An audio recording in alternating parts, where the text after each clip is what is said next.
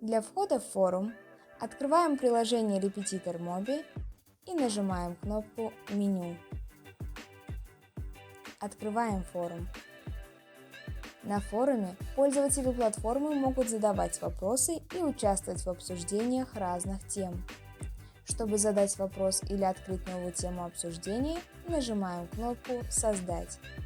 Выбираем раздел, к которому относится ваш вопрос.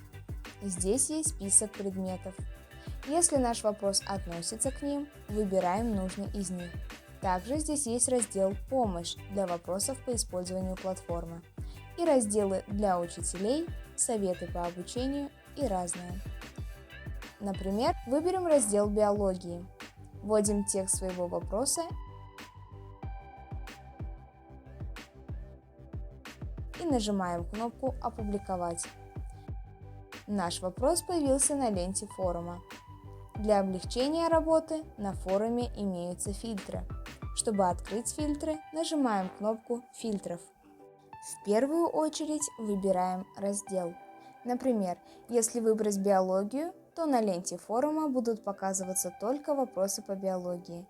Если мы выберем фильтр «Популярные», то на ленте форума будут показываться вопросы, которые имеют много комментариев. Если выберем «Новые», то на ленте форума вопросы будут показываться по порядку, от новых к старым. Если выберем фильтр «Мои», то на ленте форума будут показываться только вопросы, авторами которых являемся мы.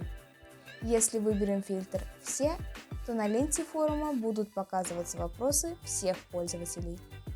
Внизу, если выберем фильтр «С комментариями», то на ленте будут показываться вопросы с комментариями. Если выберем фильтр «Без комментариев», то на ленте форума будут показываться вопросы без комментариев. После того, как мы выбрали нужные фильтры, нажимаем кнопку «Готово». Таким образом, на ленте форума будут показываться вопросы и темы в соответствии с выбранными фильтрами.